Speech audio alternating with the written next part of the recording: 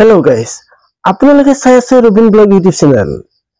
দ্ৰৌপদীৰ বস্ত্ৰ হৰণ কৰি নে দুৰ্যোধন হাৰি গৈছে, নে সীতাক হৰণ কৰি ৰাৱণ হাৰি গৈছে, নে সাদ্দাম হুছেইন নে হিটলাৰ হাৰি গৈছে।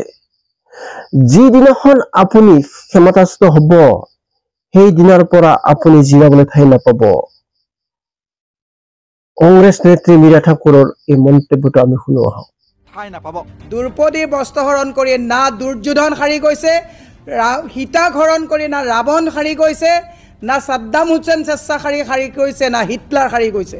হিমন্ত বিশ্ব শৰ্মা ইমান ডাঙৰ মানুহ নহয়।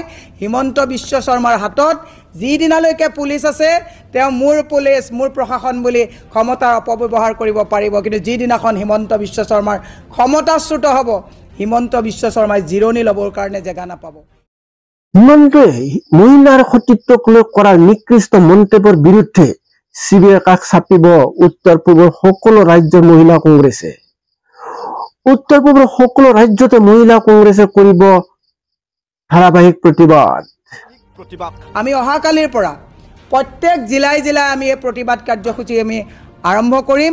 প্ৰত্যেক ষ্টেটে আমি তেওঁৰ এগেইনষ্টে FIR দি আমি CBI এনকুৱাৰী ডিমাণ্ড কৰিম। বিজেপিয়ে মহিলাক সন্মান কৰিব নাজানে। এবাৰ নহয় বাৰম্বাৰ মহিলাক অসন্মানী কৰিছে হিমন্ত বিশ্ব শৰ্মাই।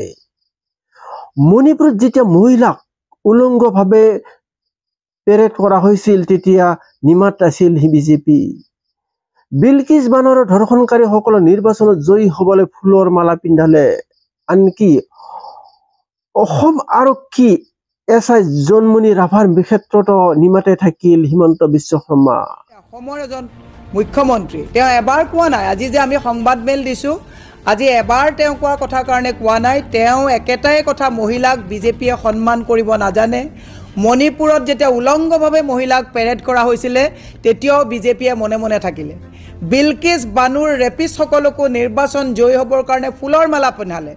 মই আপোনালোকক মনত পেলাই দিব বিচাৰিছোঁ, জোনমণি ৰাভাৰ ক্ষেত্ৰতো এওঁলোকে চুপ্পি মুখত জীপ লগাই পেলাই থাকিলে মুখ্যমন্ত্ৰী যাব। সেইকাৰণে আমি ষ্ট্ৰংলি তাইক কণ্টেম কৰিব লাগে, আৰু তাইৰ লগতে আমি আপলিজি ডিমাণ্ড কৰিবলৈ আমি তিনি অলৰেডি ষ্ট্ৰং কৰি কিনে খাৰা কৰিব লাগে, কৰি কিনে এইটো জনাই দি আছে। No proof of documentation has been presented by the Chief Minister to support this vile allegation.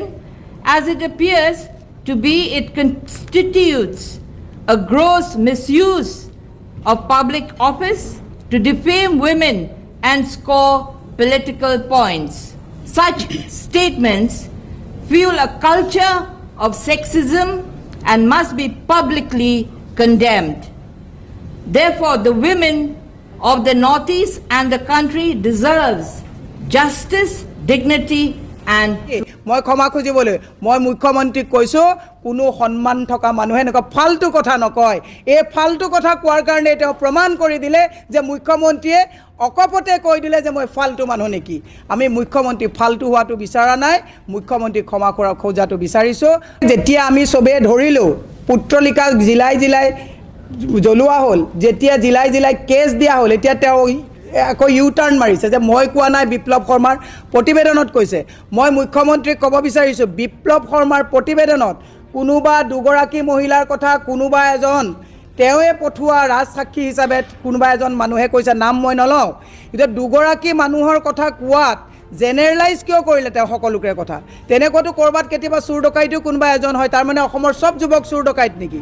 তেওঁ জেনেৰেলাইজ কৰিলে। মই কৈছোঁ যে এইটো কংগ্ৰেছৰ প্ৰতিবাদ হোৱা উচিত নহয়। অসমৰ প্ৰতিজন পৰিয়ালৰ প্ৰতিজনে যোনে মাকক সন্মান কৰে, যি নিজৰ ভগ্নীক সন্মান কৰে, যি নিজৰ ঘৰৰ সকলোকে পত্নীক সন্মান কৰে, প্ৰত্যেকে এইখন যুঁজত নামিবৰ সময় সমাগত। বৰ্তমান মুখ্যমন্ত্ৰীৰ হাতত কোনো ইছ্যু নাই। মুখ্যমন্ত্ৰীয়ে এই কথাটো কৈয়ে নিৰ্বাচনী ইছ্যু বৈতৰণি পাৰ কৰিব বিচাৰিছে। আমি নেশ্যনেল ওমেন কমিশ্যনত অহাকালি সোমবাৰে ইতিমধ্যে আমি কেছ পঠাইছোঁ, আৰু অহাকালি আমি প্ৰত্যেকে নিজৰ নিজৰ ষ্টেটত আমি FIR দিম, আৰু আমি আশা ৰাখিম যে FIR জৰিয়তে কেছ ৰেজিষ্টাৰ কৰি এটা CBI এনকুৱাৰী কৰিব লাগে। আকৌ লগ পাম আপোনালোকৰ নতুন ভিডিঅ' লৈ। আজিলৈ ধন্যবাদ।